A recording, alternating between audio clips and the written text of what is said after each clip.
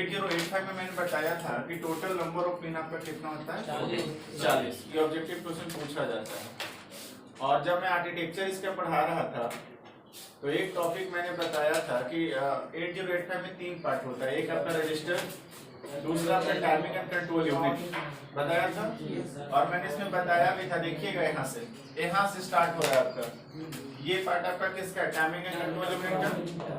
S0 S1 भी उसी का पार्ट है, रीड राइट भी उसी का पार्ट है, LE भी उसी का पार्ट है, ठीक है। तो ये सारे part timing and control unit का आता है। तो एक आपका क्वेश्चन 4 नंबर और 6 नंबर का अलग से भी बनता है कि explain the timing and control unit in 8085, ठीक है। क्वेश्चन एक अलग से भी बनता है। अब देखिएगा ये टोटल 40 पिन में सबसे पहला देखिएगा AD0 to AD7, AD0 to AD7।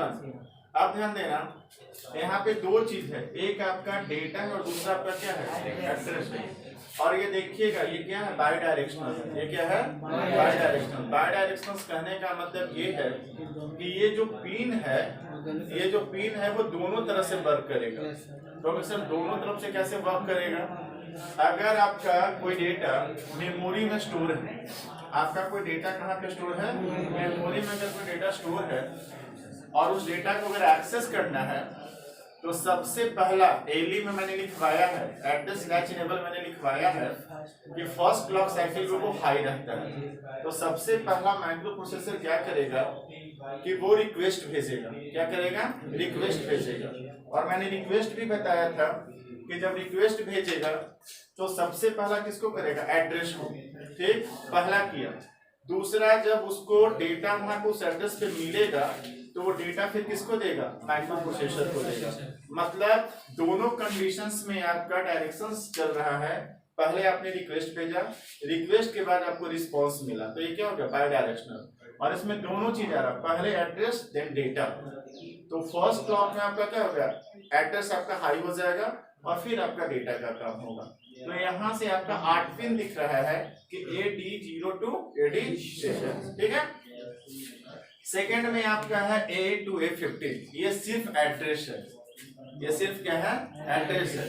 अब देखिएगा दो चीज मैंने फुल फॉर्म लिखवाया था, एक आपका MSB LSB least significant bit और दूसरा MSB मोस्ट सिग्निफिकेंट बिट। तो जो AD0 to AD7 होता है ये पार्ट LSB का आता है, ये पार्ट किसका आता है, LSB का। बट हाँ LSB लिस्ट सिग्निफिकेंट बिट, और A to A15 जो आता है जिसमें सिर्फ एड्रेस होता है वो आता है मोस्ट सिग्निफिकेंट बिट, ठीक है। तो इसमें डेटा आपका नहीं रहेगा, सिर्फ किसको इंडिकेट करेगा, एड्रेस को इंडिकेट करेगा, ठीक है। अब आगे देखिएगा, ये तो आप लोग हमेशा इलेक्ट्रिकल ब्रांच है, ये दोनों हमेशा आप लोग पढ़ते रहते हो। VSS कहने का मतलब कि जब भी हम लोग कोई भी डिवाइस रहेगा तो वो ग्राउंड से कनेक्टेड होना चाहिए। एक पिन आपका कितना किसका हो गया, ग्राउंड का, जिसको हम लोग VSS बोलेंगे। VCC कहने का मतलब कि हम लोग 5 वोल्ट सप्लाई देते हैं, ठीक है। तो ये दो पिन तो आपका हो गया ग्राउंड और दूसरा 5 वोल्ट सप्लाई का, ठीक है।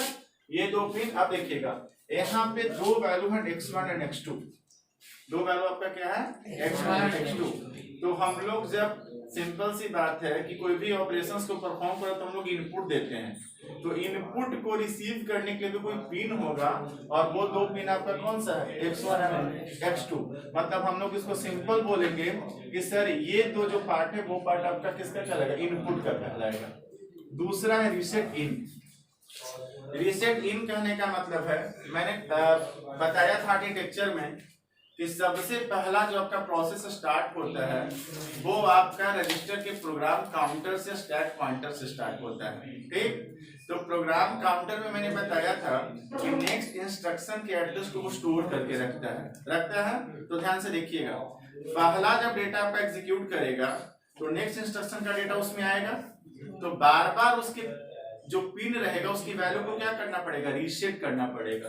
और वही चीज यहाँ पे क्या दिया है, रीसेट इन दिया है, ठीक है। ये पार्ट आपका क्या हो गया, रीसेट इन। मतलब जो मेरा प्रोग्राम काउंटर होगा उसके वैल्यू को बार बार मुझे 0 करना पड़ेगा या बार बार उसको रीसेट करना पड़ेगा प्रोग्राम काउंटर के वैल्यू को, क्योंकि पहला वैल्यू एग्जीक्यूट किया, दूसरा वैल्यू फिर आएगा, फिर वो देखेगा कि यहाँ पे क्या पोजीशन है, तो उस वैल्यू को हम लोग क्या बोलेंगे, रीसेट इन।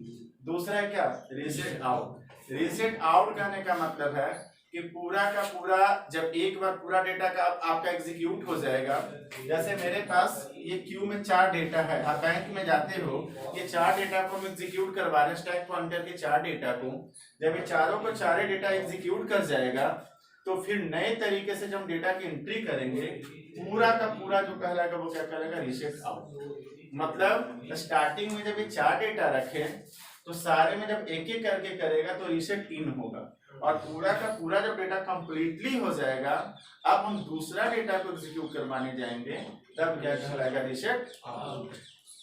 ठीक है, दूसरा डेटा एग्जीक्यूट। जैसे देखिए अब यहाँ पे बैंक में गया, बैंक में जब आप जाते हो तो स्टार्टिंग में उसके पास जितना अकाउंट है, जैसे मान के चलो कि उसके पास 10,000 बैलेंस बच रहा है, आप गए 2-2 हजार वाला 5 लोग गया, 5 लोग को दे दिया तो पांचों के एड्रेस को वो कहीं न कहीं कंप्यूटर में स्टोर किया कि ये मुझे 5 लोग को देना है, आपको टोकन देकर बैठा लेकर वेट कीजिए। तो ये जो 5 वैल्यू होगा, पहला को दिया 2000, ठीक है, अब ये रीसेट इन करके देखेगा कि अब मेरे पास कितना बैलेंस बचा, कितना बचा 8000, ये रीसेट इन का पार्ट आएगा। लेकिन जब पांचों को दे देगा, पूरा का पूरा 10,000 खत्म हो गया, फिर इनकेस कहीं से अकाउंट में और बैलेंस आ गया 10,000, तो फिर जब इस क्यूब स्टैक पॉइंटर में फिर से जब डालेगा वैल्यू को, तो वो स्टार्टिंग फेज से डालेगा, वो पार्ट क्या कहलाएगा, ठीक है। जो एक बार स्टैक में आया 1 by 1 जब करेगा स्टैक के अंदर ही, वो पार्ट कहलाएगा रीसेट इन में, ठीक है। जो बार बार एड्रेस को देखेगा कि इस एड्रेस पे कितना मैंने दिया, और पूरा का पूरा कंप्लीट होने के बाद जब दूसरा स्टार्ट करेगा, वो पार्ट आपका क्या कहलाएगा, रीसेट, ठीक है। नेक्स्ट है आपका IO/EMBA, यानी बोल सकते हैं ना सर कि जो पहली बार जो प्रोसेस होगा वो रीसेट इन का होगा, जस्ट यही प्रोसेस जब दोबारा मतलब रिपीट करेगा तो रीसेट आउट। नहीं, वही प्रोसेस नहीं, पहला प्रोसेस फुल्ली कंप्लीट हो जाएगा, पहला प्रोसेस फुल्ली, जैसे सिंपल सोचो, हम गए एग्जामिनेशन में कॉपी चेक करने, एग्जामिनेशन में कॉपी चेक करने गए, मैंने फर्स्ट ऑब्जेक्टिव चेक कर लिया, दूसरा ऑब्जेक्टिव पे जब हम गए, this process is called the reset in, ठीक है। पहले बच्चे का पूरा कॉपी कंप्लीट हो गया, अब दूसरा बच्चा का जब आएगा, this condition is called reset out. मतलब पहला प्रोसेस पूरा कंप्लीट हो गया, अब हम दूसरे प्रोसेस में जाएंगे, this is called reset out, ठीक है। अब देखिएगा IO/EMBA, ये मैंने बताया था कि हम लोग डेटा 2 जगह से देते हैं, पहला मेमोरी और दूसरा इंटरनल। अगर मेरा मेमोरी से डेटा रहेगा तो अगर इसका वैल्यू लो रहेगा तब कहाँ से होगा, मेमोरी से, और अगर हाई रहेगा तो कहाँ से, ठीक। ये 2 कल मैंने डिस्कस किया था, S0 और S1, this is called the status signal, और एक 4 पार्ट में हुआ था, पहला आपका होल्ड, दूसरा आपका राइट, तीसरा रीड, और चौथा आपका, मतलब अगर दोनों का वैल्यू 1 रहेगा तो क्या करेगा, ठीक है।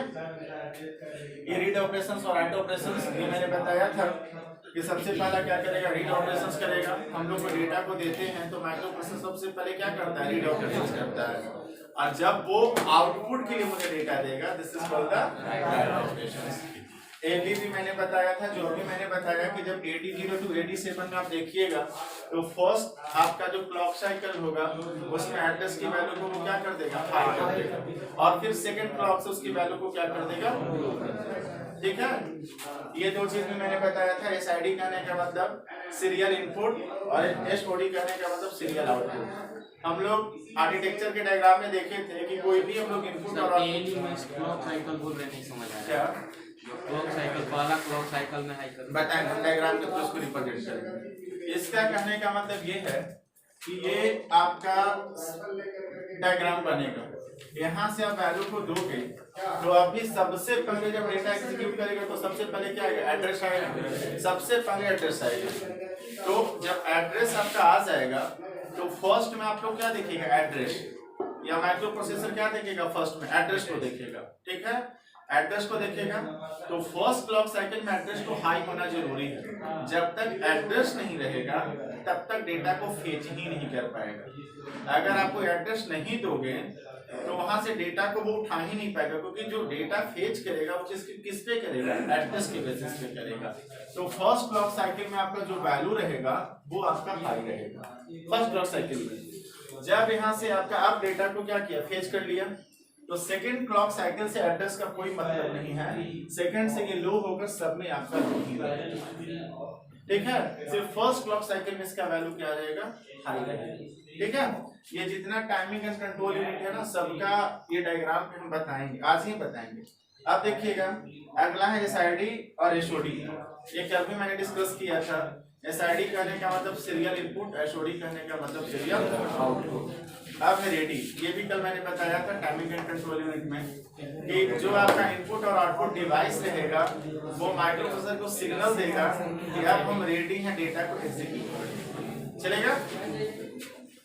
ये 5 पार्ट तो आपका किसका हो गया, ट्रैप, आरएसटी 6.5, ये पूरा ये इंटरप्ट का पार्ट हो गया, जिसमें इंटरप्ट में हार्ड प्रोटीन किसका हो जाएगा, ट्रैप का मैंने बताया था। और इंटरप्ट भी मैंने बताया था कि अगर एक्सटर्नल डिवाइस से कोई सिग्नल आता है, अगर माइक्रो प्रोसेसर कोई फंक्शंस परफॉर्म कर रहा है और उस समय अगर एक्सटर्नल डिवाइस से कोई सिग्नल आता है तो जो ऑपरेशन चलते रहता है उसको वो क्या कर देगा, होल्ड कर देगा, और जो इंटरप्ट सिग्नल आता है उस सिग्नल को पहले वो परफॉर्म करेगा।